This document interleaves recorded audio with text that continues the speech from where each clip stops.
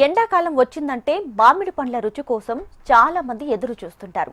మామిడి పండు తినడంలో వచ్చే కిక్కే వేరే లెవెల్లో ఉంటుందని వారు వేలల్లో ఉంటారు.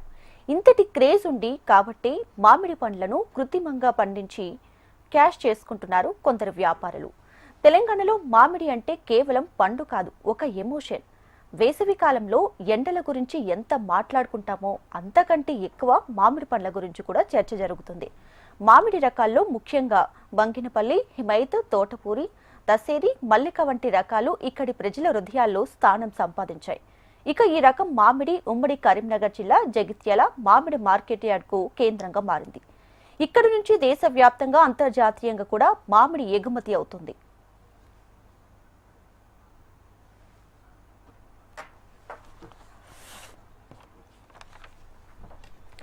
ఈ రుచికరమైన మామిడి వెనుక ఒక చీకటి నీడ ఉంది. సీజన్కు 2 నెలల ముందు నుండే మార్కెట్లో మామిడి పండు కనిపించాయి. కార్బైడ్ పౌడర్తో ఉదయం కాయలుగా ఉన్న మామిడిని సాయంత్రానికి పండుగ మార్చేస్తున్నారు కొందరు వ్యాపారులు. ఈ కార్బైడ్ రసాయనం వల్ల మామిడి రుచి చప్పగా, ఆరోగ్యానికి హానికరంగా మారుతుంది. కార్బైడ్తో పండించిన మామిడి పండ్లలో ఆర్సెనిక్, ఫాస్ఫరస్ వంటి హానికర రసాయనాలు ఉంటాయంటున్నారు నిపుణులు.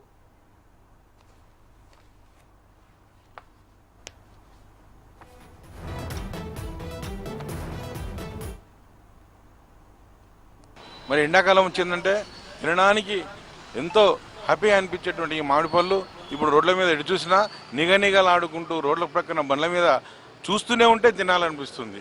కానీ ఈ మామిడి పళ్ళు నిజంగా తింటే మరి అది రుచి ఏందో కానీ అది రుచి చేయలేదు.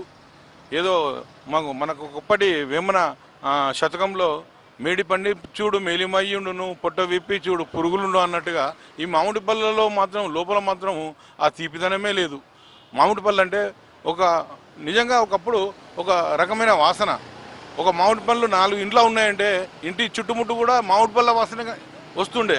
వాళ్ళు ఇప్పుడు మామిడి పళ్ళు మనం ముందున్నా కానీ ఆ వాసన రావట్లేదు. మామిడి పళ్ళు నేచురల్గా మనకు మామిడి పళ్ళు దొరుకుతున్నాయంటే అది లేదు.